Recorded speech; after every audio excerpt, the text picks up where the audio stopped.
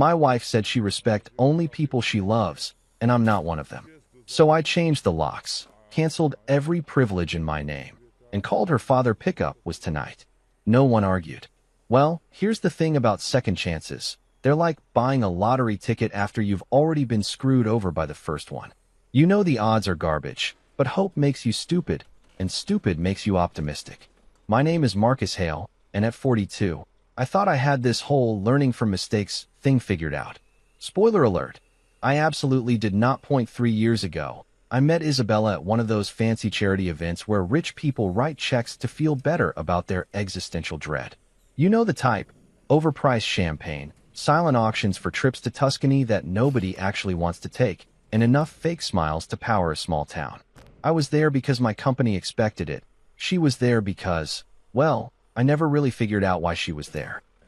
Maybe she smelled opportunity the way sharks smell blood in the water. Isabella was the kind of woman who didn't just walk into a room, she commanded it. Magnetic doesn't even begin to cover it.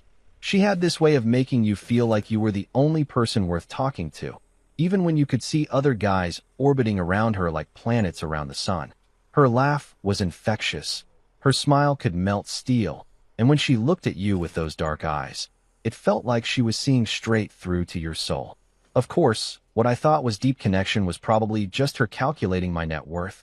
But hey, hindsight is 20/20 and love makes you blind as a bat. I thought I'd hit the jackpot. Here I was, a divorced dad with more baggage than a cross-country flight. And this incredible woman was actually interested in me. Not just interested, she seemed genuinely excited about building something together. She talked about family dinners, weekend trips, maybe even kids of our own someday. It was like someone had handed me a script for the life I'd always wanted but never thought I'd get a second shot at. Now, let me be clear about my situation going into this romantic comedy turned horror movie. I had 2 kids from my first marriage, Clara, who's 11 and sharp as a tack, and Jonah, who's 9 and has enough energy to power a nuclear reactor. My ex-wife Sarah and I had managed to split without completely destroying each other or traumatizing the kids too badly, which in today's world basically makes us candidates for sainthood. The kids spent half their time with me, half with her, and I was doing my best to be the kind of dad who shows up to every soccer game and still remembers to pack lunches that don't consist entirely of Pop-Tarts and good intentions. Isabella came into this ready-made family situation like she was born for it. She didn't have kids of her own, but she had big dreams about what we could build together. She talked about being a stepmom like it was her calling, about creating traditions and memories, about giving Clara and Jonah the stable, loving home they deserved. She painted this picture of Sunday morning pancakes and family game nights and vacations to Disney World where nobody fights about money or whose turn it is to change a diaper. And me, I bought into it hook, line, and sinker.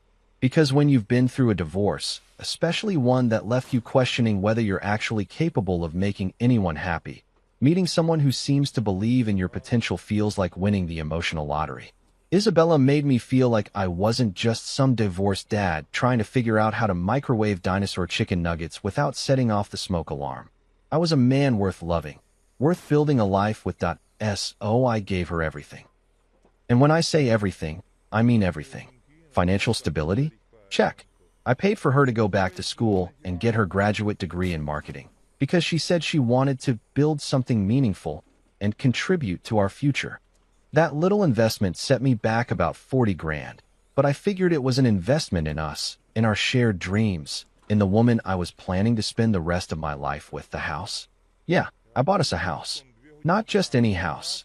A 4-bedroom colonial in one of those neighborhoods where the homeowners association sends you passive-aggressive letters if your grass is half an inch too long.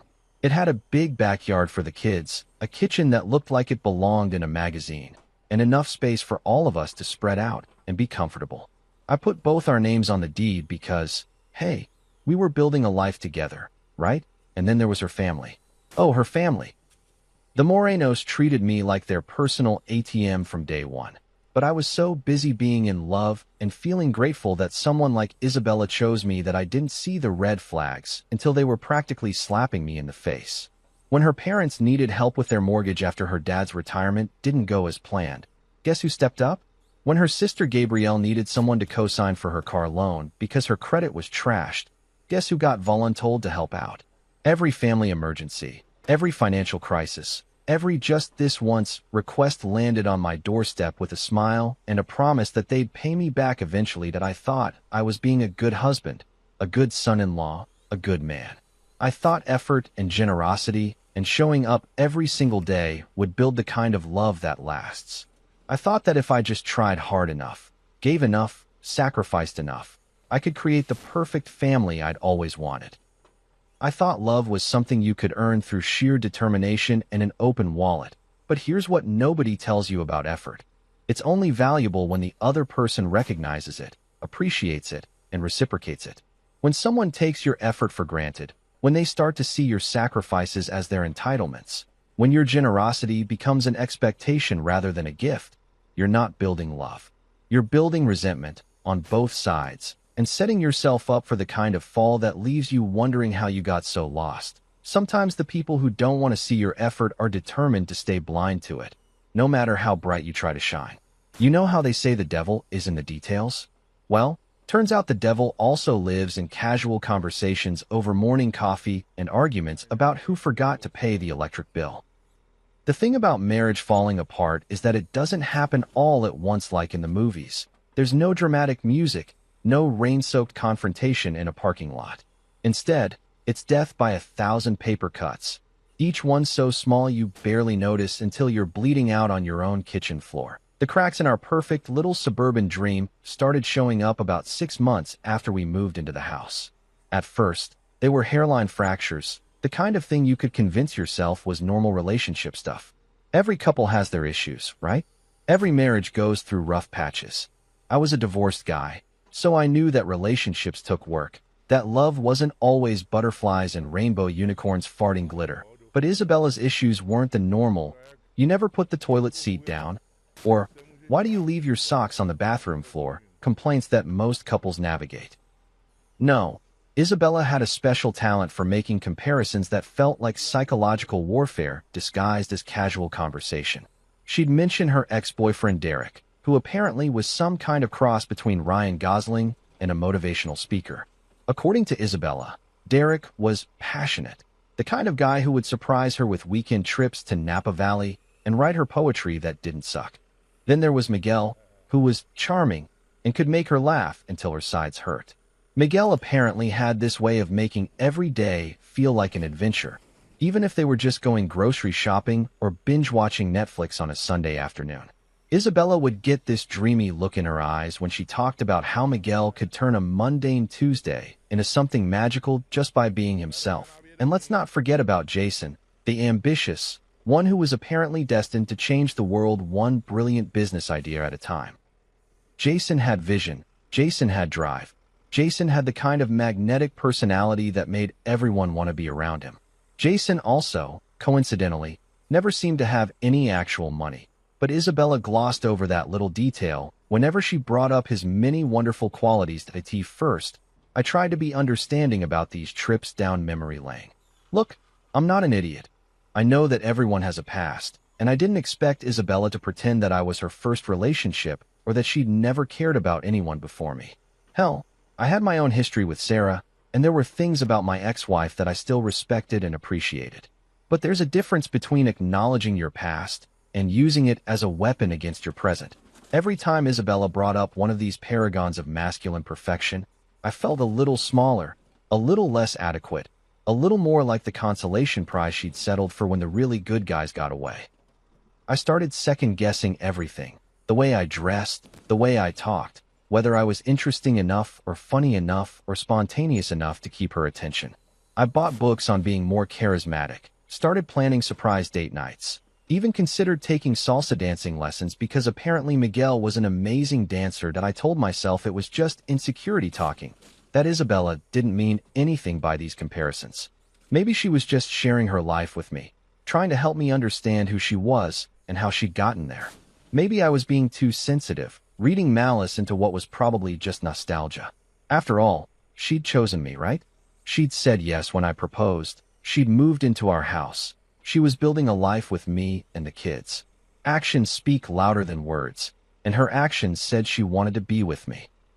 But then came that night in November when everything shifted, when the paper cuts finally hit something vital, and I started hemorrhaging all over our brand new hardwood floors.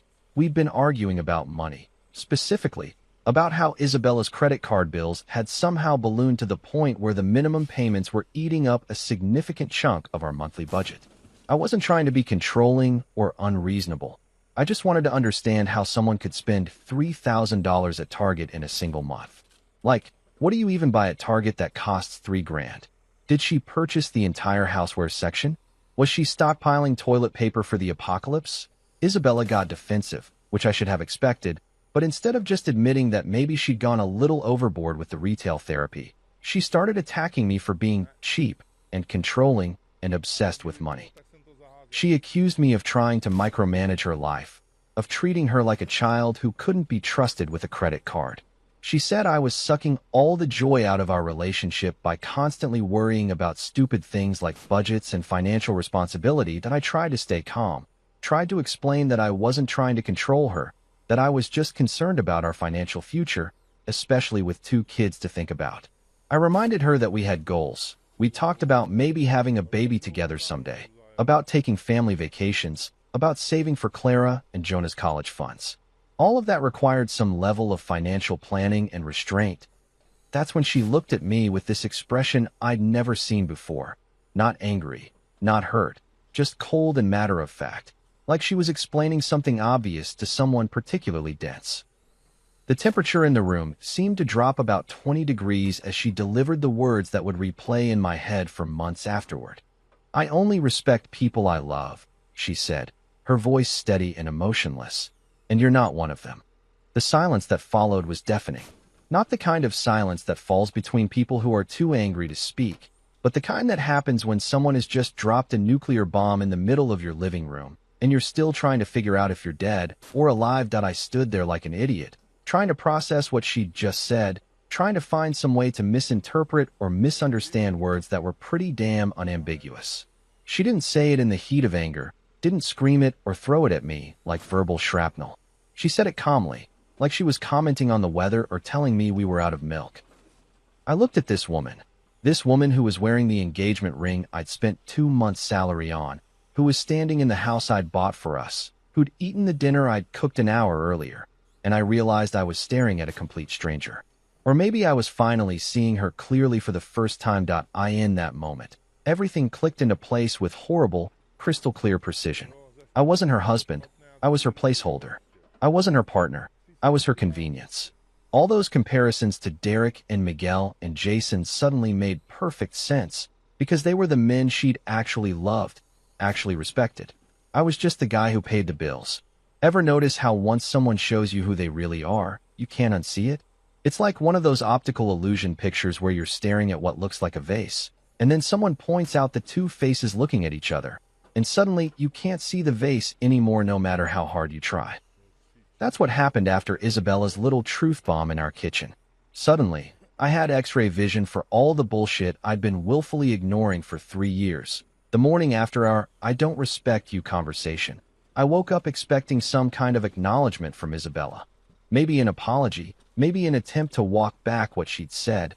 Hell, even just some awkwardness about having nuked our marriage from orbit the night before. Instead, she was sitting at the kitchen island scrolling through her phone like nothing had happened, sipping coffee from the mug I'd bought her that said, "World's Best Wife." The irony was so thick you could cut it with a knife. "Morning," she said without looking up, like she hadn't just casually informed me that our entire relationship was built on a foundation of her complete and utter lack of respect for me as a human being. That's when I started really paying attention to the little things I'd been brushing off as quirks or personality differences.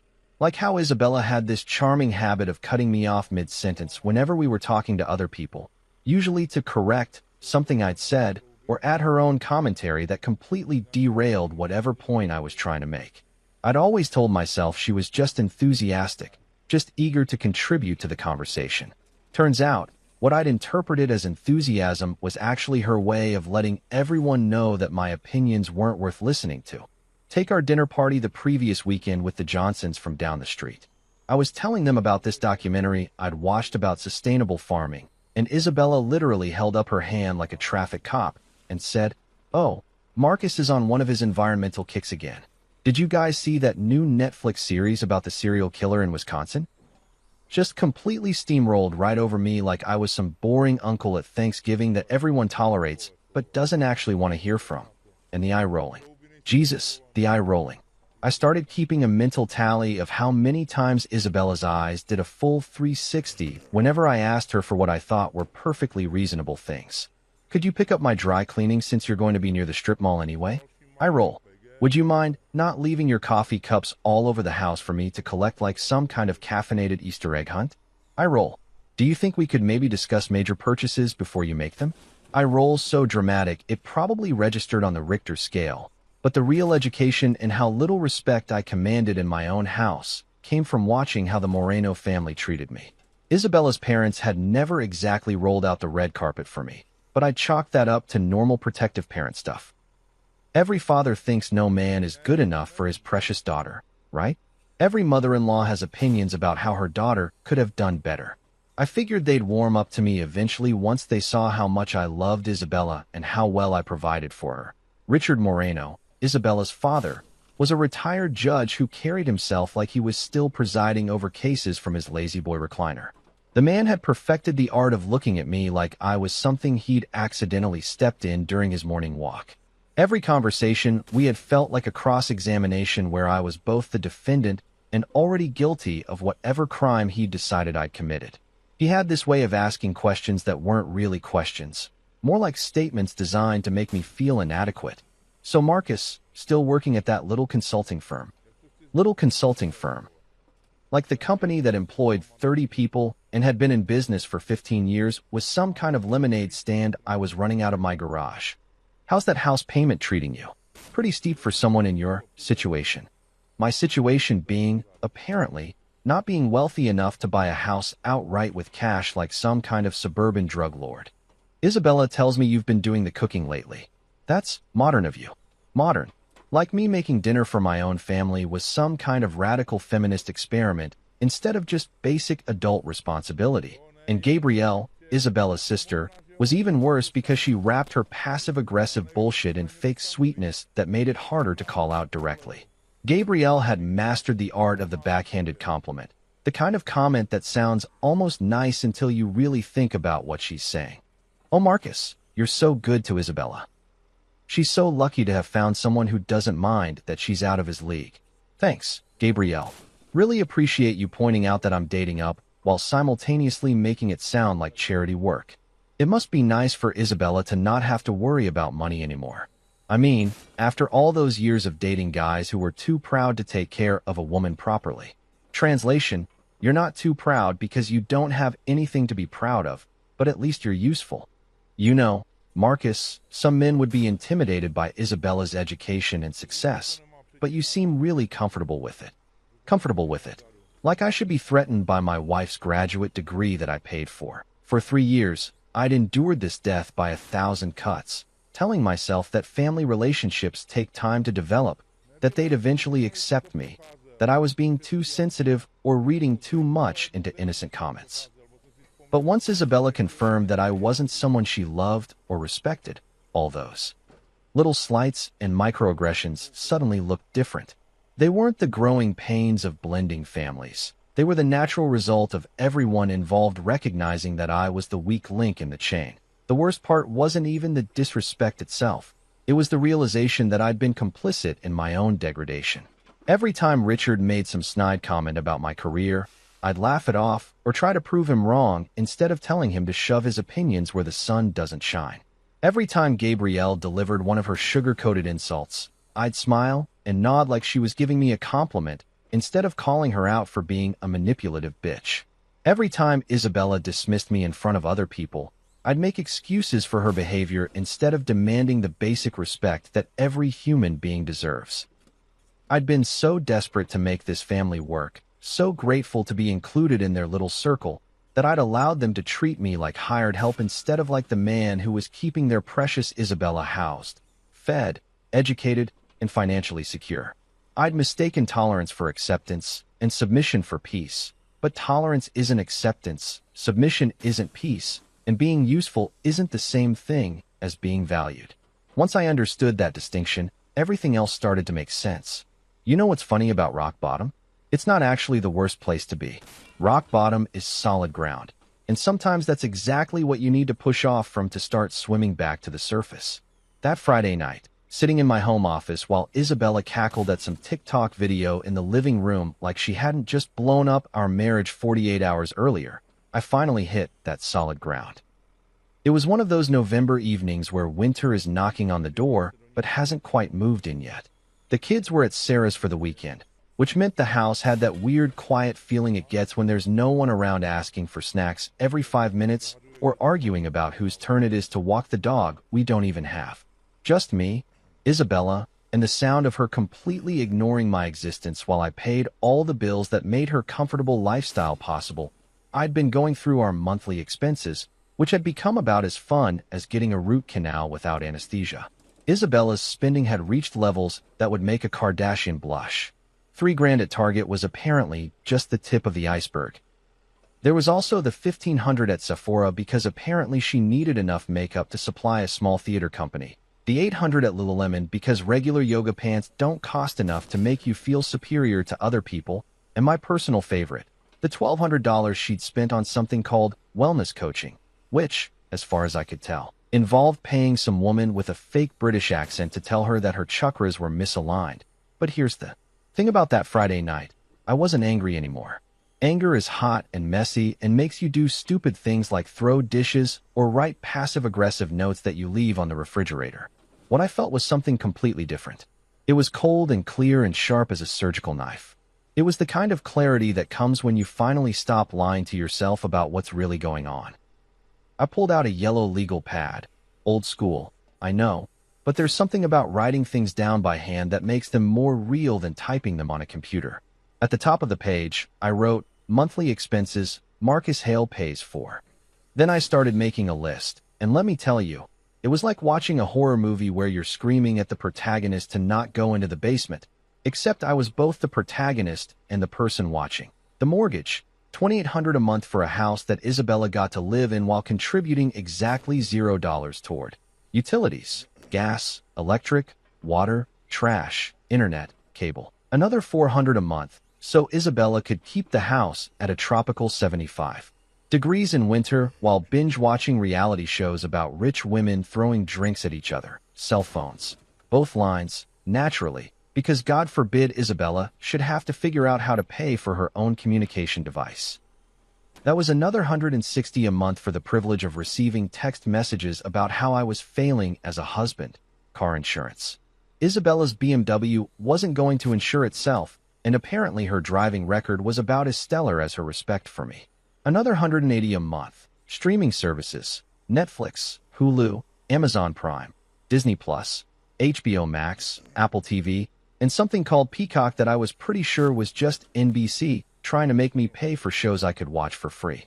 Isabella had to have access to every piece of entertainment content ever created, which cost us about $60 a month. Her gym membership, $200 a month for a fancy place with eucalyptus towels and sparkling water on tap, because apparently breaking a sweat at Planet Fitness like a normal person would have been beneath her newly refined sensibilities. The credit cards. This was the big one. The financial equivalent of a tumor that kept growing no matter how much money I threw at it. Between the minimum payments on her various plastic fantastic adventures, I was looking at about $800 a month just to keep her from completely destroying our credit score. Her student loans. Remember that graduate degree I so generously financed? Well, it turns out that even though I paid for the tuition out of pocket, Isabella had still taken out loans for living expenses, which apparently meant maintaining her lifestyle while pretending to be a poor student. Another $300 a month. I sat there staring at this list, doing the math in my head, and realized that I was spending almost $5,000 a month just to subsidize the lifestyle of someone who had recently informed me that I wasn't worthy of her love or respect. $5,000. That's $60,000 a year. $60,000 annually to bankroll my own emotional abuse. But here's what really got me. It wasn't just the money. Money is just paper, just numbers on a screen, just a tool that you can earn more of if you're willing to work for it. What really twisted the knife was the realization that Isabella had never once, not even once, acknowledged that any of this was a gift. She didn't see my financial support as generosity or sacrifice or even basic partnership. She saw it as her due, her entitlement, her natural right as my wife to have me fund her existence while she treated me like something she'd scraped off her chute. I thought about all those conversations we'd had about money over the years, how she'd accused me of being controlling whenever I suggested that maybe we should have a budget, how she'd rolled her eyes when I tried to talk about saving for the future, how she'd made me feel like some kind of miser for wanting to understand where our money was going. She'd weaponized my own generosity against me, made me feel guilty for even questioning expenses that would have made a lottery winner nervous. And suddenly, sitting there in my office with that yellow legal pad and the sound of Isabella's laughter echoing from the living room, I felt something I hadn't experienced in years. Peace. Not happiness, not satisfaction, not vindication, just a deep, bone-level calm that comes when you finally understand what needs to be done. If Isabella didn't see me as someone worthy of love or respect, then why was I acting like someone obligated to provide for her every want and need? If I was just a paycheck to her, a convenient source of funding for her lifestyle, then what exactly was I getting out of this arrangement besides the privilege of being emotionally neglected by someone with expensive taste? For the first time in 3 years, I wasn't trying to figure out how to make Isabella happy, or how to earn her affection, or how to prove that I was worthy of her love. I was simply recognizing a basic economic principle. You don't continue to invest in something that gives you no return. That I would no longer finance my own disrespect. There's something almost therapeutic about burning bridges when you finally realize they only led to places you never wanted to go in the first place. That Saturday morning, while Isabella was still sleeping off whatever wine and Netflix combo had kept her up until 2 a.m., I sat at my kitchen table with my coffee, my laptop, and a sense of purpose that felt better than any antidepressant Big Pharma ever cooked up. That I'd made my decision.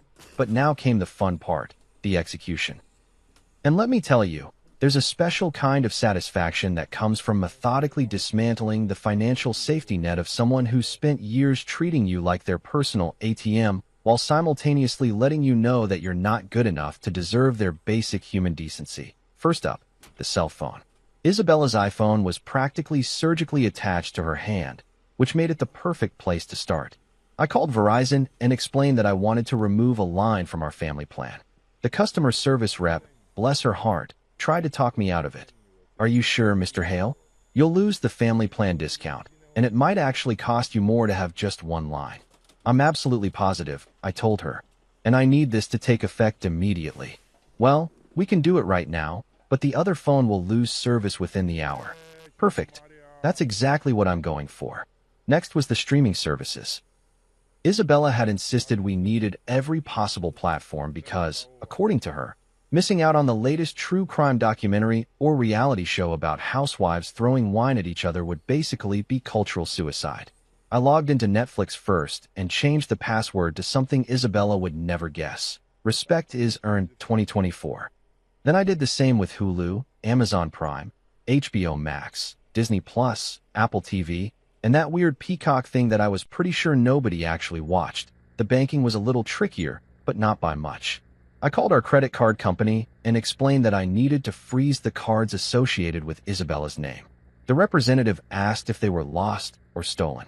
Not lost, I said, but definitely not authorized for use anymore. Sir, I need to clarify. Are these cards that you're an authorized user on, or are you the primary account holder? I'm the primary account holder on everything. My wife is the authorized user, and I'm removing her authorization. There was a pause. Okay, Mr. Hale, I can certainly do that for you.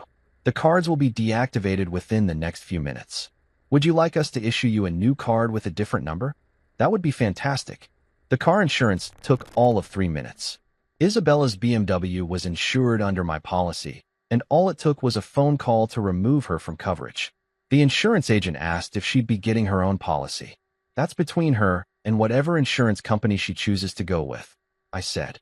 My responsibility for her driving ends today. The gym membership was almost too easy.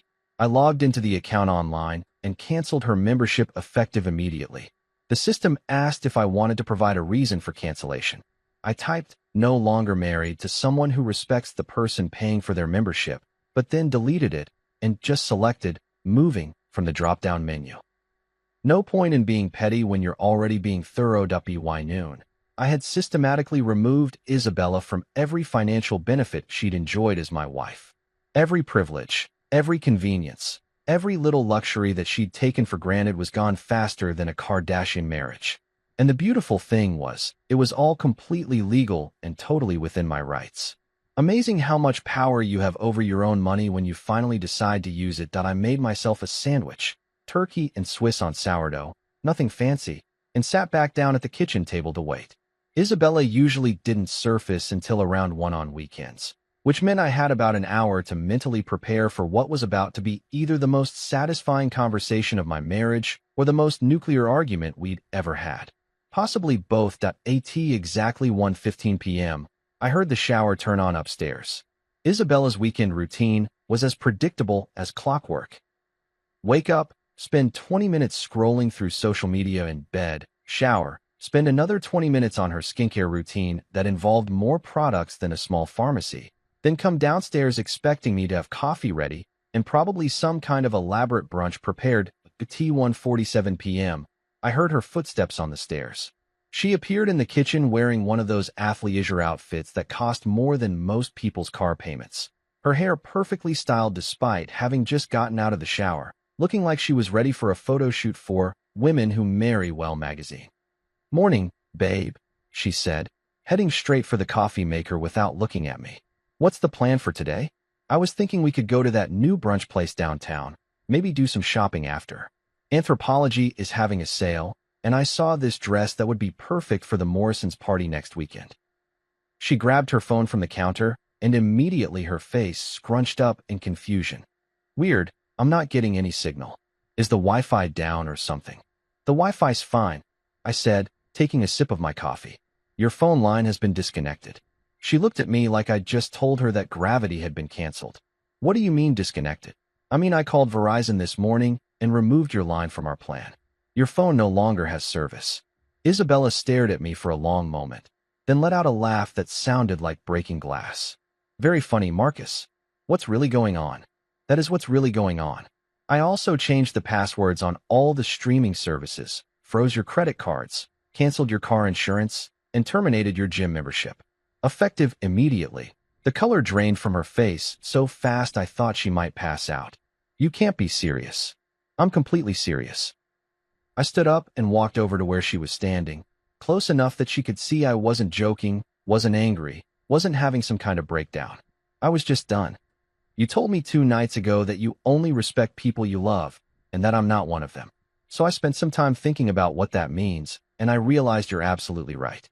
If I'm not someone you love or respect, then I'm also not someone who's obligated to finance your lifestyle." "Marcus, you're being ridiculous. You can't just..." "I can, and I did. Respect isn't free, Isabella. You want to be married to someone who pays for your phone, your credit cards, your insurance, your entertainment, your gym membership, and everything else? Then you need to be married to someone you actually respect. Since that's not me, according to you, then I'm not your provider anymore." She opened her mouth to argue, but for the first time in 3 years, absolutely nothing came out. And in that moment of stunned silence, I realized something beautiful. I was finally free. Sunday morning dawned clear and cold, the kind of November day where the sky looks like it's been scrubbed clean and the air has that crisp bite that makes you feel more awake than any amount of caffeine ever could. I woke up before my alarm, which was unusual, but then again, everything about the last 48 hours had been unusual.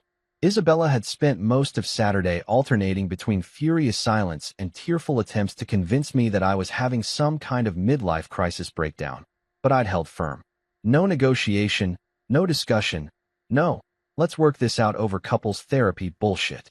The financial support was over, period, end of sentence, but cutting off the money was just the first step. Phase 2 was about to begin, and it required Isabella to be out of the house for a few hours. Fortunately, she'd made plans to go shopping with Gabrielle, probably to complain about what an unreasonable monster I'd turned into overnight, and to figure out how to guilt me back into funding her lifestyle. What she didn't know was that while she was gone, I was going to make sure that when she came back, She wouldn't be able to get back in at 9 a.m. sharp. A locksmith van pulled into my driveway. I'd called Rodriguez and Son Saturday night and paid extra for Sunday service, which told you something about how serious I was about this whole operation. Miguel Rodriguez was a stocky guy in his 50s who'd probably seen every kind of domestic drama you could imagine, and he had the kind of weathered face that said he didn't ask questions he didn't need answers to. "You want all the locks changed?" he asked, looking at the front door, the back door, and the side entrance that led into the garage. "Everything, and I need it done fast. My wife should be gone for about 3 hours, and I want this finished before she gets back." Miguel nodded like he'd heard this story 1,000 times before. "Dead bolts too. Dead bolts, doorknobs, everything. And I need 3 sets of keys. One for me, one for my daughter, and one for my son. What about your wife? She won't be needing keys." Miguel's expression didn't change, but I caught the slight raise of his eyebrow. "All right then. This'll take me about an hour and a half, maybe 2 hours tops. You want the good stuff or the cheap stuff?" "The good stuff. Money's no object for this particular project." While Miguel worked on transforming my house into Fort Knox, I tackled the next item on my agenda: packing Isabella's belongings. Now, I want to be clear here. I wasn't throwing her stuff in garbage bags and dumping it on the lawn like some kind of redneck Jerry Springer episode. I'm not a savage. I went to Target, bought a bunch of those clear plastic storage containers, and methodically packed everything that belonged to her with the same care I'd shown her for 3 years. The care she'd never appreciated or acknowledged, but care nonetheless. Her clothes filled 8 containers. 8. I'm talking about enough outfits to supply a small boutique, including shoes that cost more than most people's monthly rent and handbags that probably had their own insurance policies. Her makeup and skincare products filled 2 more containers, and I swear some of those little jars cost more per ounce than gold. Her books, her knickknacks, her collection of candles that all smelled like vanilla bourbon or autumn leaves, or whatever scent was supposed to make you feel sophisticated. Everything went into containers, labeled with a black Sharpie in my neatest handwriting. The jewelry was trickier. Obviously, her engagement ring and wedding band were hers to keep, along with all the other jewelry she'd accumulated over the years. But there were a few pieces I'd given her for birthdays and anniversaries that had more sentimental value than monetary value, and I found myself hesitating over those. Then I remembered her words from Thursday night. "I only respect people I love, and you're not one of them." And into the container they went. If I wasn't someone she respected, then gifts from me probably didn't mean much to her anyway. Miguel finished with the locks. At 11:30, tested each one twice, and handed me 3 sets of shiny new keys.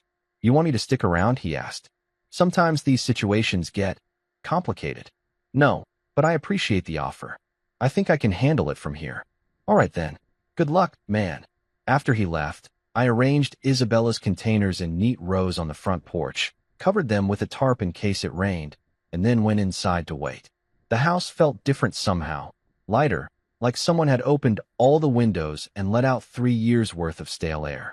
I made myself a sandwich, opened a beer even though it wasn't even noon yet, and sat down in my living room to think about what I was going to say when Isabella came home at 2:15 p.m. My phone rang. Isabella's name popped up on the screen, which was ironic considering her phone didn't actually have service anymore. She must have been using Gabrielle's phone or maybe the Wi-Fi at whatever coffee shop they'd landed in to lick their wounds and plot their counterattack. "Marcus," she said, and I could hear the barely controlled panic in her voice. "I can't get in the house." "That's correct." There was a pause, like she was trying to process the fact that I'd actually followed through on something for once instead of just threatening and then backing down like I usually did. "What do you mean?" "That's correct. I mean exactly what I said yesterday. You told me you don't love or respect me, which means I'm not your provider anymore. And if I'm not your provider, then this isn't your house. Marcus, this is insane. You can't lock me out of my own home. Actually, it's not your home. Your name might be on the deed, but you've never paid a dime toward the mortgage, the utilities, the insurance, or any other expense associated with this property. Legally and practically, this is my house that I was generously allowing you to live in. That generosity has now expired." I could hear Gabrielle in the background, probably coaching Isabella on what to say, or maybe calling her own husband to complain about what an unreasonable bastard I was being. "Where am I supposed to go?" Isabella asked, and for the first time since I'd known her, she sounded genuinely scared. I honestly don't know, and frankly, it's not my problem to solve anymore. But I will say this. Your belongings are packed neatly on the front porch, covered with a tarp so they won't get wet. I suggest you arrange to have them picked up soon. This is extreme, Marcus. Marriage is supposed to be about working through problems together. You're absolutely right. Marriage is supposed to be about mutual love, respect, and partnership. But you made it very clear that you don't love or respect me, which means we don't actually have a marriage. We have a financial arrangement that I've decided to terminate. The silence on the other end of the line stretched out so long I thought she might have hung up. Finally, she spoke again, her voice smaller and more uncertain than I'd ever heard it. So that's it. You're just giving up on us. No, Isabella. You gave up on us a long time ago. I'm just finally accepting reality. If you've never had the pleasure of watching entitled people realize that their free ride is over, let me paint you a picture. It's like watching someone try to use an expired credit card at a luxury store. There's denial, then anger, then bargaining, then more anger, and finally a kind of stunned disbelief that the world doesn't actually revolve around them. I got a front row seat to this psychological circus at exactly 6:30 that evening when Richard Moreno's silver Lexus pulled into my driveway like he was arriving to foreclose on a mortgage. I'd been expecting this, of course. There was no way Isabella was going to handle this situation with any kind of dignity or self-reflection. No, she was going to run straight to Daddy and let him fight her battles for her, because that's what entitled people do when reality comes knocking. They call in the cavalry and hope that someone with more authority can bully the world back into the shape they prefer. Richard climbed out of his car wearing what I like to call his judge face, that stern, disapproving expression he'd perfected over 30 years on the bench, the one that was supposed to make you feel like you were guilty of something even if you'd never so much as jaywalked. Gabrielle emerged from the passenger side, looking like she was heading to a funeral, all black clothes and dramatic sunglasses, even though the sun was already setting. And Isabella, well, Isabella looked like someone who'd spent the day crying in coffee shops and getting her ego stroked by people telling her what a victim she was. I watched this little parade of dysfunction march up my front walk from my living room window, and I felt something I hadn't experienced in years, complete and total calm. No anxiety about confrontation, no desperate need to explain myself or justify my actions, no urge to apologize for finally standing up for myself. Just a deep, settled peace that comes from knowing you're absolutely, 100% in the right. The doorbell rang. I let it ring again. Then I heard Richard's voice through the door, using his courtroom tone like he was calling court to session. Marcus, open this door. We need to talk. I took my time walking to the front door, stopping to check my hair in the hallway mirror and straighten my shirt. When I opened the door, I was met with 3 faces that looked like they'd been expecting me to grovel and beg forgiveness. Instead, they got a man who looked like he'd just had the best night's sleep of his life. Richard, Gabrielle, Isabella. I nodded to each of them like I was greeting casual acquaintances. What can I do for you? Richard's face turned the color of a ripe tomato. What can you do for us? Marcus, this is absolutely unacceptable behavior. You cannot lock your wife out of her own home. Actually, I can and I did. And it's not her home. It's my home that I was allowing her to live in rent-free until she made it clear that she doesn't respect the person paying for her lifestyle. That's not how marriage works. Gabrielle jumped in, her voice shrill enough to shatter glass. You don't just get to kick someone out because you had a fight. I looked at Gabrielle with the kind of patience you usually reserve for explaining basic math to a particularly slow kindergartner. We didn't have a fight, Gabrielle. Isabella made a very clear statement about her feelings regarding our relationship. I'm simply responding appropriately to that information. Isabella finally found her voice, though it came out as more of a whine than actual words. Marcus, please. You're being ridiculous. You can't expect me to take everything I said completely literally. Oh, but I can, I said, leaning against my doorframe with my arms crossed. See, when someone tells you they only respect people they love and that you're not one of them, that's what we call a definitive statement. It's not ambiguous. It's not open to interpretation. It's a clear declaration of how you view our relationship. Richard puffed himself up like an angry peacock. Marriage requires patience, Marcus. You work through problems. You don't abandon ship at the first sign of trouble. This was the moment I'd been waiting for. The chance to explain basic human dignity to a man who'd spent his career supposedly upholding justice, but apparently never learned the difference between respect and tolerance. Patience, I said, looking Richard dead in the eye, is built on a foundation of mutual respect. Without respect, there's nothing to be patient about. There's just one person accepting poor treatment from another person who feels entitled to give it. But she's your wife. Gabrielle protested, like that title was some kind of magic spell that made abuse acceptable. Being someone's wife doesn't give you the right to treat them like garbage, I replied. And being someone's husband doesn't obligate you to fund your own disrespect indefinitely.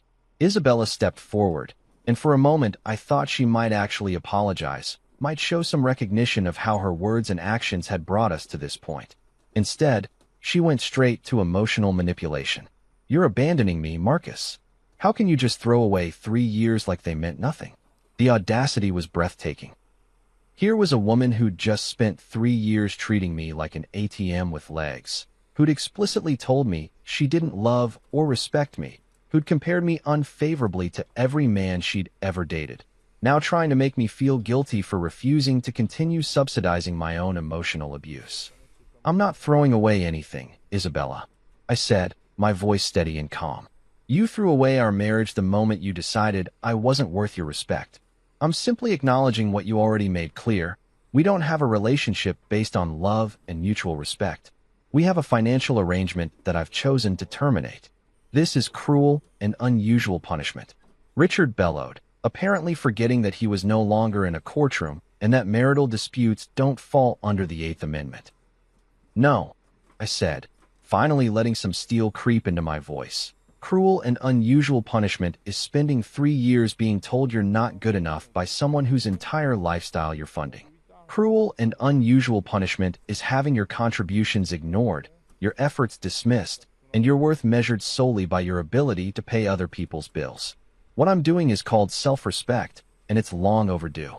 Isabella's composure finally cracked completely. Where am I supposed to go? What am I supposed to do? I gestured toward the neat rows of storage containers on my front porch, covered with the tarp to keep them dry. Your belongings are right there, packed carefully and ready for transport. As for where you go and what you do, that's entirely up to you. You're an adult with a graduate degree that I paid for. I'm sure you'll figure something out. You can't be serious about this, Richard said, but his bluster was starting to deflate as he realized that his intimidation tactics weren't working on someone who'd finally stopped caring about his approval. I'm completely serious. More serious than I've been about anything in years. I straightened up and prepared to deliver the closing argument. Isabella made a choice when she told me I'm not someone she loves or respects. I'm simply honoring that choice by removing myself from the position of supporting someone who views me with contempt. The silence that followed was beautiful. You know what's funny about small suburban neighborhoods? Information travels faster than gossip at a church potluck, and everyone suddenly becomes a marriage counselor with strong opinions about situations they know absolutely nothing about. By Monday morning, the news that Marcus Hale had locked his wife out of their house was making the rounds faster than a stomach bug at a daycare center. I discovered this delightful fact when I stepped outside to grab my newspaper. Yes, I still get the actual paper because I'm apparently ancient, and found my neighbor Janet Peterson practically lurking behind her mailbox like some kind of suburban spy. Janet was the self-appointed mayor of our little cul-de-sac, the kind of woman who knew everyone's business and felt personally responsible for maintaining what she called neighborhood standards, which was basically code for making sure nobody did anything that might lower property values or offend her delicate sensibilities. "Morning, Marcus," she called out, with that fake casual tone people use when they're fishing for information. "Everything okay? I saw Richard's car here yesterday evening, and there seemed to be some discussion happening on your front porch." Discussion. That was a polite way of describing what had essentially been a 3-person intervention designed to shame me back into financing Isabella's lifestyle, while she treated me like something she'd scraped off her designer shoes. "Everything's fine, Janet. Just working through some domestic issues." Oh, she looked disappointed that I wasn't going to spill all the juicy details right there on the sidewalk at 7 in the morning. "Well, if you need anything. I mean, Marriage can be so challenging these days. Translation: I'm dying to know what happened, and I'm going to spend the rest of the day calling every woman in the neighborhood to speculate about your personal life. That be why the time I got to work, my phone had already started buzzing with calls and texts from people who'd apparently heard various versions of the story. My buddy Dave from college sent a text that said simply, "Dude, did you really change the locks?" My sister called to ask if I was having a nervous breakdown. Even my ex-wife Sarah texted to ask if the kids should be concerned about their living situation when they were with me. The really interesting calls, though, came from people I hadn't heard from in months. Suddenly, everyone wanted to have lunch, grab a beer, or catch up, in ways that were obviously just excuses to get the real story straight from the source. It was like being a celebrity, except instead of being famous for something cool like making movies or hitting home runs, I was famous for finally growing a backbone at age 42. The reactions fell into predictable categories. There were the people who thought I was completely justified, usually other divorced guys who'd been through their own version of this particular hell. These were the men who'd had their contributions dismissed, their efforts ignored, their self-respect slowly eroded until they finally said enough was enough.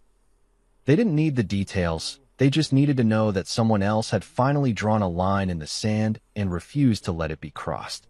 Then there were the people who thought I was being too harsh, too extreme, too unwilling to work on the relationship. These were mostly married women who'd apparently never been told by their spouse that they weren't worthy of love or respect, or men who'd been so thoroughly beaten down by their own relationships that they couldn't imagine standing up for themselves. They talked about compromise and communication and giving people second chances, as if I hadn't spent 3 years doing exactly that while Isabella systematically destroyed whatever respect I'd once had for myself. The most interesting reactions came from people who'd actually spent time around Isabella and me as a couple. These were the friends who'd watched her dismiss my opinions at dinner parties, who'd seen her roll her eyes when I spoke, who'd witnessed the way she treated me like hired help rather than a partner. They didn't need explanations because they'd been watching the slow-motion car wreck of our marriage from the beginning. That my friend Tom, whose wife Karen was part of Isabella's little social circle, called me Tuesday afternoon with what he described as intelligence from behind enemy lines. Karen came home from coffee with the girls yesterday, and apparently Isabella is painting herself as the victim of some kind of abusive husband who went crazy and kicked her out without warning, he said. But here's the thing. Karen has eyes, and she's been watching how Isabella treats you for 3 years. She told me that if some woman talked to her the way Isabella talks to you, she'd have divorced him before the appetizers arrived. This was validation I hadn't realized I needed. For so long, I'd wondered if I was being too sensitive, if I was misinterpreting Isabella's behavior, if maybe the problem really was me and my inability to make her happy. Hearing that other people had noticed the disrespect, had been uncomfortable watching it, made me realize that I hadn't been imagining things. But the most important reactions came from the two people whose opinions actually mattered, Clara and Jonah. The kids came to stay with me Wednesday evening, and I could tell immediately that they'd heard something. 11-year-old Clara has always been perceptive beyond her years, and 9-year-old Jonah picks up on emotional undercurrents like a bloodhound picks up scents. "Dad," Clara said while we were making dinner together, "Mom said Isabella moved out." "That's right, sweetheart. Isabella and I are having some problems, and we decided it would be better if she stayed somewhere else for a while. Are you getting divorced?" Jonah asked, looking up from his homework at the kitchen table. I paused, realizing this was one of those parenting moments where honesty was more important than protecting them from uncomfortable truths. "I don't know yet, buddy. We need to figure some things out first." What surprised me was their reaction. I'd expected questions, maybe some sadness about the disruption to their routine, possibly some concern about how this would affect their living situation. Instead, Clara nodded like this made perfect sense, and Jonah just went back to his math homework. Later that evening, while we were watching a movie, Clara curled up next to me on the couch and said something that nearly broke my heart. "Dad, you seem happier now." Out of the mouths of babes. My 11-year-old daughter had noticed something that apparently half the adults in my life had missed. That living with someone who doesn't respect you is like carrying a weight you don't even realize is there until it's gone. "I am happier, sweetheart. Sometimes adults have to make difficult choices to take care of themselves. Like when you told me I didn't have to be friends with Megan anymore after she was mean to me. Exactly like that. For the first time in months, maybe years, my kids saw their father as someone who wouldn't tolerate being treated poorly, someone who valued himself enough to walk away from a situation that was making him miserable. They saw strength instead of resignation, boundaries instead of endless accommodation. And that, more than anything else, told me I'd made the right choice. 3 weeks. That's how long it took for the universe to start delivering some poetic justice with a side of humble pie. 3 weeks of Isabella discovering what life looked like when you actually had to pay for your own phone bill, your own car insurance, your own overpriced lattes and wellness coaching sessions. 3 weeks of reality crashing into privilege like a freight train hitting a BMW. I heard about Isabella's new circumstances through the neighborhood gossip network, which was more efficient than the CIA when it came to gathering intelligence. Janet Peterson had apparently made it her personal mission to track Isabella's post-lockout life, like some kind of suburban war correspondent. According to Janet's sources, and let's be honest, Janet had sources everywhere. Isabella had moved in with Gabrielle temporarily, which was already causing tension because Gabrielle's husband wasn't thrilled about having his sister-in-law's drama disrupting his peaceful home life. But the real entertainment came when Isabella tried to maintain her previous lifestyle without my financial support. Apparently, she'd gone to Target expecting to drop her usual $1,000 on whatever caught her fancy, only to discover that her credit cards weren't just frozen, they were canceled. The cashier had to cut up her Visa right there at the register while a line of soccer moms watched the show. Janet described it as quite the spectacle, which in Janet's world was basically the equivalent of calling it a Category 5 disaster. Isabella had also tried to go to eucalyptus towels, only to be informed that her membership had been terminated and she'd need to pay the full initiation fee, plus monthly dues if she wanted to rejoin. Apparently, she'd made quite a scene about that too, demanding to speak to the manager and threatening to sue for discrimination. The manager, according to Janet's intelligence network, had politely explained that not paying your bills wasn't a protected class under civil rights law. The cell phone situation was particularly problematic because Isabella had apparently never bothered to learn my social security number or any of the account information needed to set up her own service. She'd been using Gabrielle's phone for everything, which was causing its own set of issues since Gabrielle's husband was getting tired of his wife's phone being tied up with Isabella's social life and job search drama. Yeah, job search. Turns out when you don't have someone else paying for your every need, you actually have to work for a living. Who could have predicted that shocking development? But the real wake-up call came when Isabella tried to find her own apartment. See, having your name on a deed doesn't mean much when you've never actually paid any of the associated expenses. Isabella had no credit history in her own name, no proof of income, no rental references, and no savings account because she'd spent every penny I'd ever given her on maintaining her lifestyle. Landlords, it turns out, want tenants who can actually pay rent, not tenants who can explain at length why their estranged husband should pay their rent. I learned all of this not because I was stalking Isabella's misfortunes, but because people kept calling to update me like I was following some kind of reality TV show. My buddy Tom was particularly good at gathering intelligence through Karen, who was still part of Isabella's social circle and therefore had front-row seats to the ongoing disaster. She tried to get a job at that marketing firm downtown, Tom reported during one of our weekly phone calls. Apparently, the interview didn't go well when they asked about her work experience, and she had to explain that she'd been focusing on her marriage for the past 3 years. Focusing on her marriage. That was a creative way to describe spending my money while treating me like I was beneath her notice. Yeah, and when they asked for references, she put down your name. They called you yesterday, didn't you get the message? I had gotten the message, actually.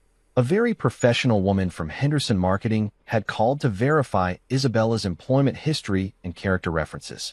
I'd been polite but honest. Isabella had never worked during our marriage. I'd financially supported her graduate education, and while she was intelligent and capable, I couldn't speak to her work ethic or professional reliability since I'd never observed either in a work context. I'd wished the company luck with their decision and hung up.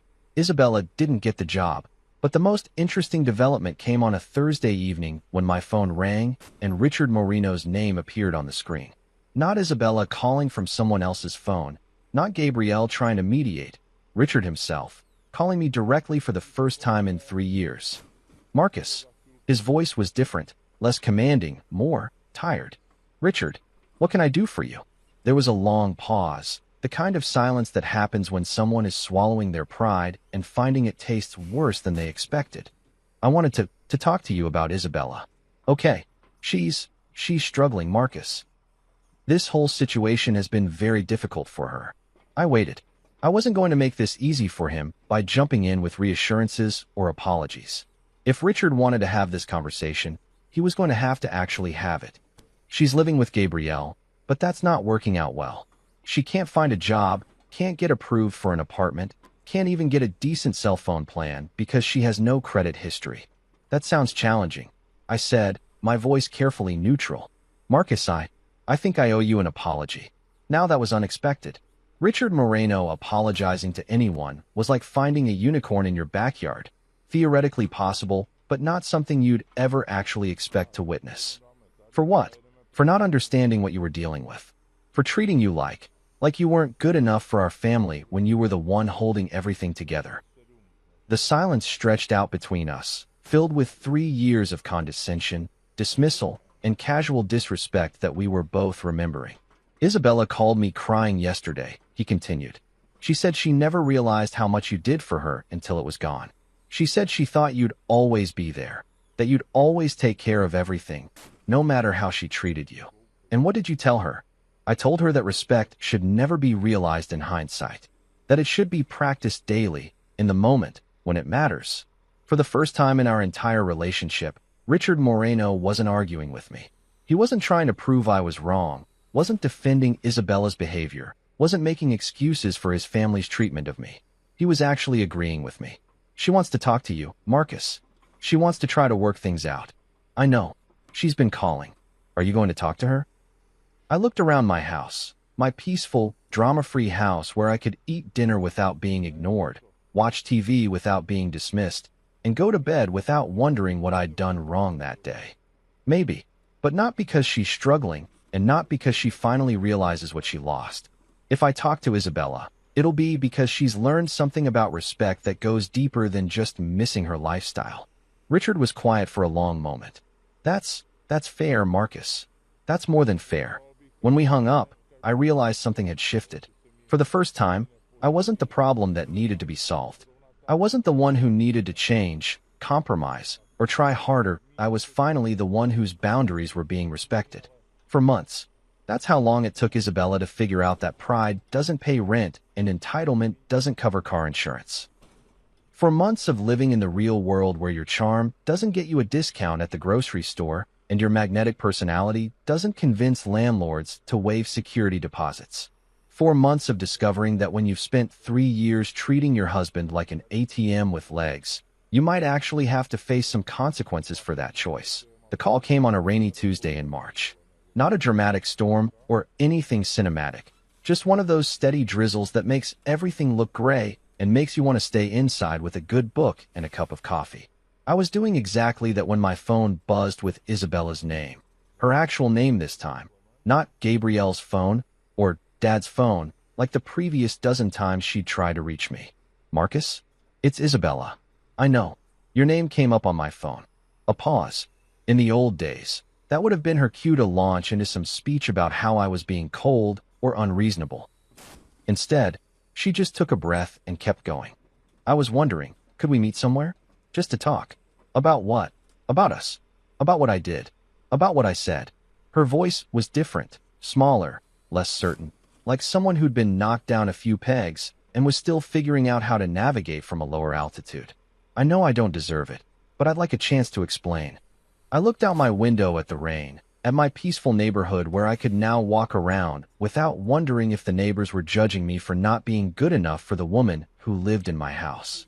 I thought about Clara and Jonah, who'd been sleeping better at my place, laughing more, acting like kids instead of walking on eggshells around an adult who might roll her eyes at them for existing too loudly.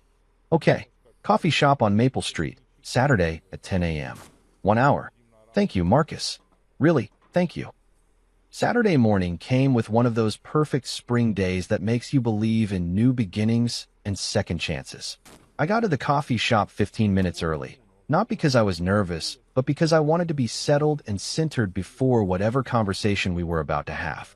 I ordered my usual black coffee, found a corner table, and watched Isabella pull into the parking lot in a Honda Civic that had definitely seen better days. She walked in looking like a completely different person from the woman who'd left my house 4 months ago. Gone were the designer clothes and the perfect hair and the general air of someone who expected the world to arrange itself around her comfort. This Isabella looked tired, a little worn around the edges, like someone who'd been learning some hard lessons about how the world actually worked. "Hi," she said, sliding into the chair across from me. "Thanks for agreeing to meet. You said you wanted to explain. So explain."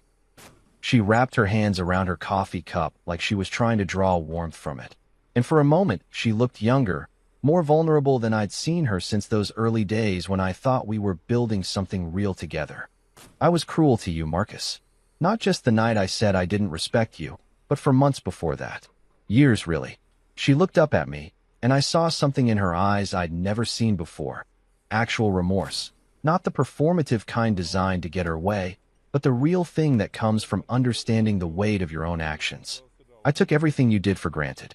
I treated your generosity like it was my right instead of your choice." "Yes, you did. I know you have no reason to believe me, but I didn't understand what I was doing.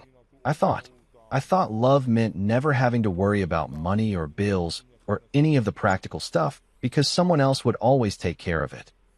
I thought respect was something you earned once and then just had forever. And now I know that respect is something you give every day in 1,000 small ways, or you lose it.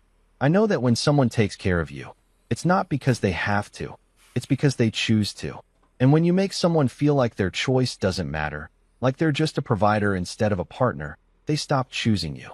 I sipped my coffee and studied her face, looking for signs of manipulation or calculation, the little tells that would indicate this was just another performance designed to get her life back to the comfortable level she preferred. But what I saw was something different. A woman who'd been broken down by reality and was trying to figure out how to build herself back up into someone worth respecting. "Isabella, I appreciate you saying all of this. I really do. But apologies don't undo 3 years of being treated like I wasn't good enough for you, while simultaneously being expected to fund your lifestyle. I know they don't." She leaned forward, her eyes serious. "I'm not asking you to take me back, Marcus. I'm not even asking for another chance, not yet. I just wanted you to know that I understand now what I did to you, to us. I wanted you to know that you were right to draw that line, to refuse to accept being treated that way. That was unexpected. I'd been prepared for tears, for promises to change, for elaborate schemes to win me back. I hadn't been prepared for her to tell me I'd been right to kick her out. What are you asking for then? Time. Space to become someone who actually deserves your respect instead of just expecting it. I got a job, not a great one, but it's a start.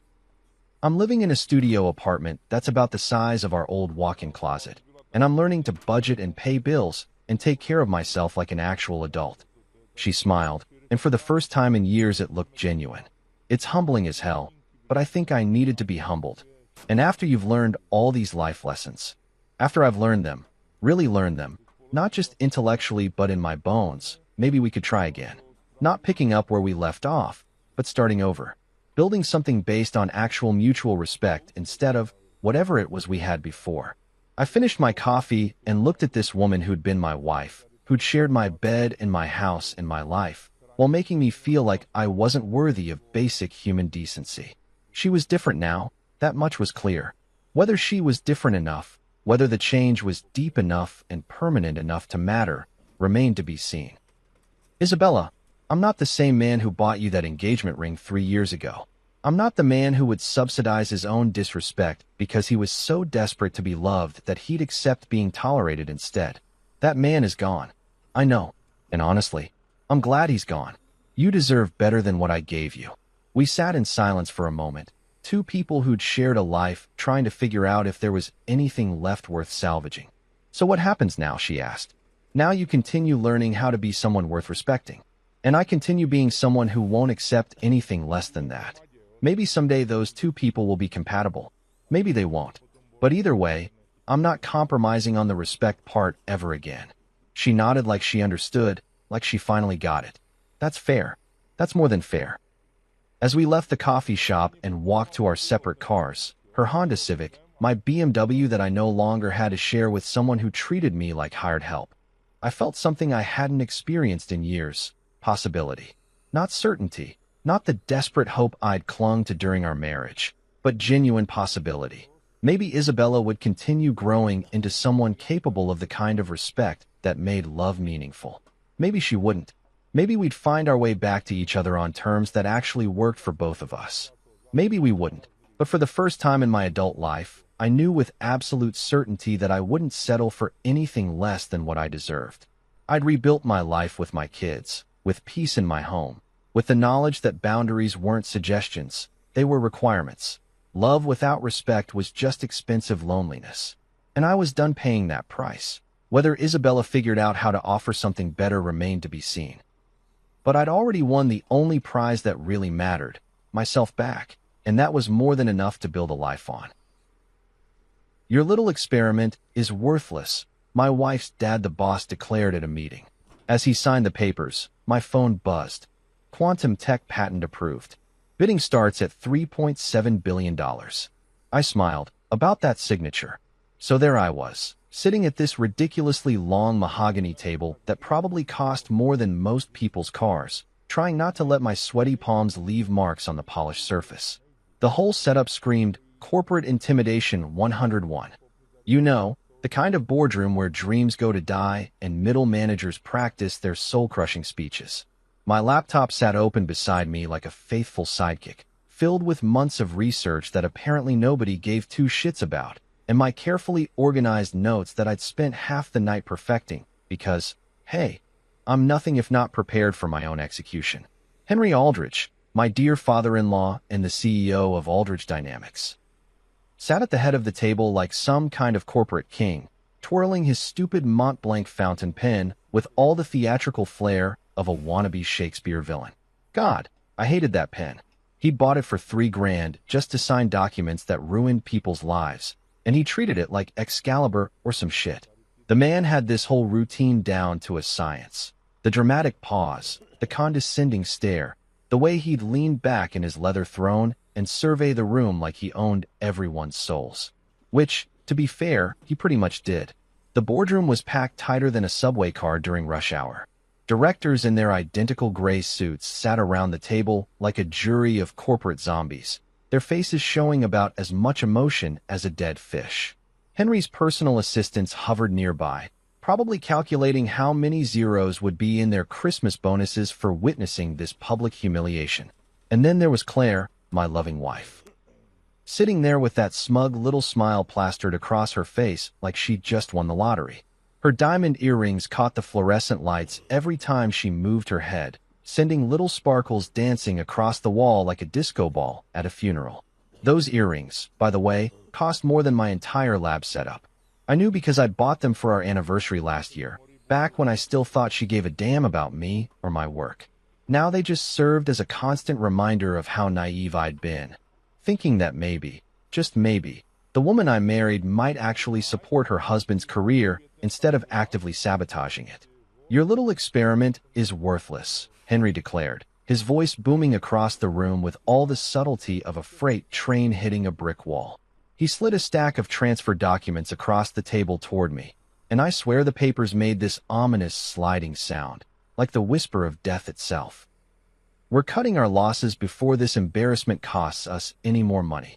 Claire's smirk widened, and I could practically hear her internal victory dance. She'd been waiting for this moment like a vulture circling roadkill. Hell, she'd probably been planning it since the day I first pitched my quantum stability algorithm to the board 6 months ago. I remembered that day clearly, how she'd sat in the back of the room, filing her nails and rolling her eyes every time I got excited about a breakthrough. Real supportive wife material right there. Global Tech is offering $2 million, Henry continued, his tone suggesting he was doing me the favor of a lifetime. Which, frankly, is more than this nonsense deserves. You should be grateful someone's willing to pay anything for you.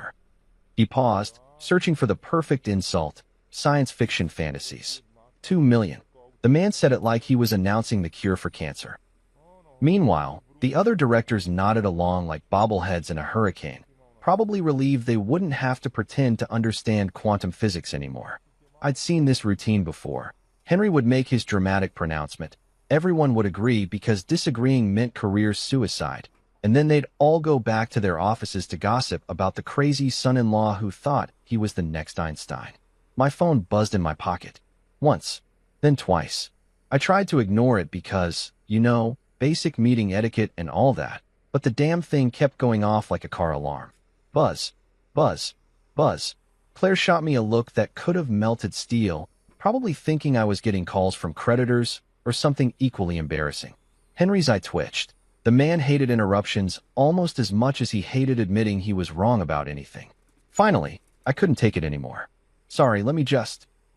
I pulled out my phone, expecting to see some spam about extending my car warranty, or maybe my mom asking if I'd eaten lunch.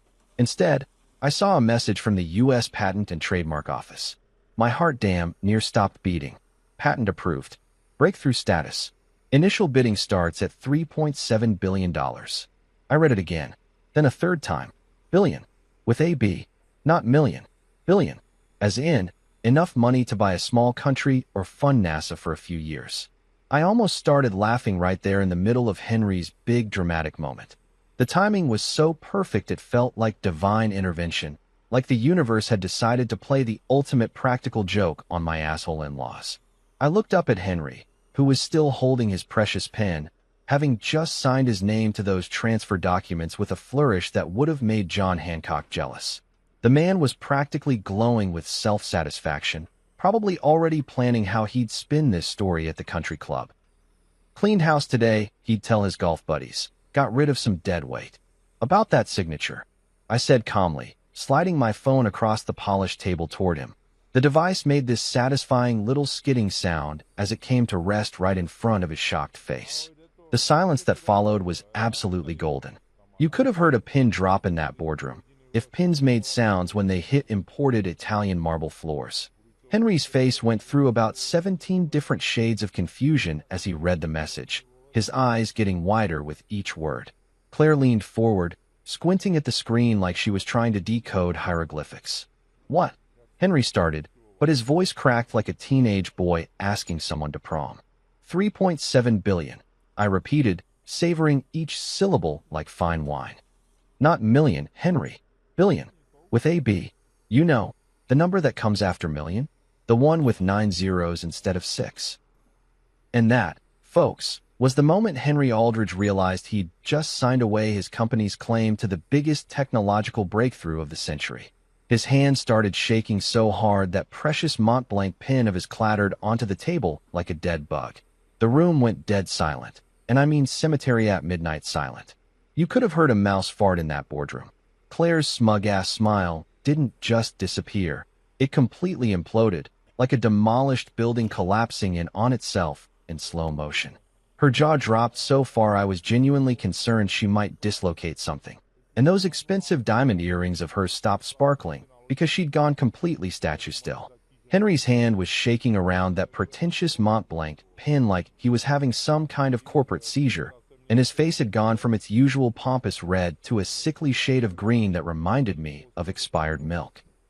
The directors around the table leaned forward like a pack of hungry wolves who'd just caught the scent of fresh meat. Their dead fish expressions had suddenly come alive with dollar signs practically glowing in their eyeballs. I could practically hear their brains doing the math. 3.7 billion split however many ways, minus taxes, plus bonuses, carry the one. These people could smell money from 3 states away, and right now the boardroom reeked of it. Not million, I said softly, letting the word hang in the air like a bad smell. Billion. I drew out that beautiful B word like I was savoring a perfectly aged whiskey. God, it felt good. I'd been waiting months to drop this bomb, and the explosion was even more spectacular than I'd imagined. Claire made this weird, choking sound, like she was trying to swallow her own tongue. She'd been mid-sip on her glass of wine, some overpriced French shit that probably cost more than most people make in a week. And now she was coughing and sputtering like she'd just inhaled liquid fire. Red wine splashed across her pristine white blouse, and I had to bite my lip to keep from grinning. That blouse probably cost $1,000, and now it looked like she'd been in a bar fight. That's impossible, Henry stammered, finally finding his voice. The great Henry Aldrich, CEO extraordinaire, master of the universe, sounding like a confused kindergartner who'd just learned that Santa Claus wasn't real. You can't. We own, the company funded. See, that's where you're wrong, Hank, I said, using the nickname I knew he absolutely despised. The man's eye twitched like he'd been electrocuted. Let me break this down for you in terms even a CEO can understand. I leaned back in my chair, enjoying the moment. This was better than Christmas morning, better than winning the lottery, better than finding out your ex got fat and bald and works at a gas station. This was pure, undiluted justice served ice cold with a side of fuck you. The patent for my quantum stability algorithm, I began, speaking slowly like I was explaining quantum physics to a golden retriever, was registered under my name.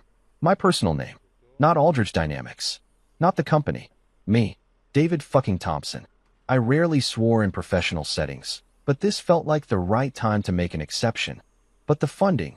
Claire started, her voice cracking like thin ice. Yes, the funding, I interrupted, holding up one finger like a professor about to deliver a lecture. Every single cent that went into this project came from my grandmother's trust fund. You remember Grammy Thompson, right, Claire? The sweet old lady you said was charmingly quaint and probably senile? Well, turns out her quaint little nest egg was worth about $12 million, and she left every penny of it to me. Claire's face went white as fresh snow. She remembered those comments, all right. She'd made them at Grammy's funeral, thinking the old woman was just some broke retiree with a house full of cats and doilies. Turned out Grammy had been quietly investing in tech stocks since the 1960s and never mentioned her portfolio to anyone except her lawyer. I kept meticulous records, I continued, pulling a thick manila folder from my briefcase. Every receipt, every invoice, every payment. My lawyer's been documenting everything for the past 18 months. Not one red cent of Aldrich Dynamics money touched this project. Not for equipment, not for materials, not for the lab space I rented across town, not even for the coffee I drank while working on it.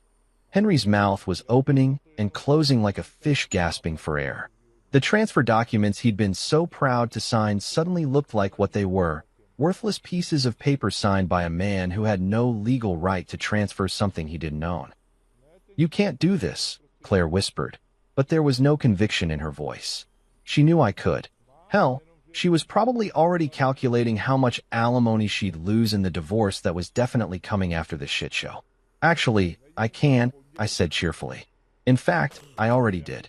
See, while you were busy planning my professional funeral, I was busy making sure every I was dotted and every T was crossed. My intellectual property, my funding, my patent. The holy trinity of go fuck yourself, Henry. My phone buzzed again, and I glanced down with theatrical casualness. Another message from the patent office. Google Incorporated raising initial bid to $4.0 billion. Microsoft submitting competing offer. Apple requesting private meeting. The directors around the table made this collective gasping sound, like a choir of asthmatics having simultaneous attacks. For billion. With AB. These people were looking at numbers so big they probably needed calculators just to count the zeros. For billion now, I announced casually, like I was discussing the weather. Funny how competition works, isn't it? Supply and demand, basic economics. Though I guess they don't teach that in MBA programs anymore. Henry finally found enough of his voice to croak out. This is betrayal. Your family. Family. I laughed, and it wasn't a nice laugh. It was the kind of laugh that could cut glass and make small children cry. Henry, you've treated me like something you scraped off your shoe since the day I married your daughter. You've undermined my work, dismissed my ideas, and made it clear that you thought Claire married beneath her station. And Claire. I turned to look at my dear wife, who was still dabbing wine stains from her ruined blouse. Well, Claire's made it pretty obvious that she's been waiting for an excuse to trade up to someone with a bigger bank account. The truth hung in the air like a toxic cloud. Everyone in that room knew exactly how the Aldrich family had treated me. The snide comments at dinner parties, the eye rolls during presentations, the way they'd introduce me as Claire's husband, instead of using my name, like I was some kind of accessory. My phone buzzed a third time. Amazon was now in the bidding war. For $0.5 billion and climbing. I stood up slowly, gathering my notes and closing my laptop. The transfer documents that Henry had signed with such theatrical flair were still sitting on the table, but now they looked like what they'd always been, garbage. Legal toilet paper signed by a man who'd just discovered he'd been playing checkers while I was playing chess. Gentlemen, I said to the shell-shocked board members, ladies, it's been enlightening. I'll be in touch through my attorney regarding the transition of ownership. Oh, and Henry. I paused at the door, savoring this final moment. You might want to update your LinkedIn profile. I hear the job market's pretty competitive these days. And with that, I walked out of the boardroom, leaving behind a table full of people whose entire world had just been turned upside down by the quiet, underestimated son-in-law they'd never bothered to take seriously. By 7:30 the next morning, the board of Aldridge Dynamics had convened what they were calling an emergency session, which was corporate speak for holy shit, we're fucked and need to figure out how to unfuck ourselves before the market opens. I'd barely gotten 3 hours of sleep, not because I was stressed, but because I kept waking up with this stupid grin on my face, replaying yesterday's boardroom massacre in my head like highlights from the Super Bowl. Henry was already planted in his usual spot at the head of the table when I walked in, looking like he'd aged about 10 years overnight. His perfectly styled silver hair was disheveled, his expensive suit was wrinkled, and he had these dark circles under his eyes that made him look like a raccoon who'd been hit by a garbage truck. The man was clearly running on pure rage and espresso at this point. His face was still that lovely shade of red that suggested his blood pressure was somewhere in the stroke risk zone. And Claire was perched next to him like some kind of designer vulture, whispering poison in his ear. The sight of them huddled together, probably plotting my demise, should have made me nervous.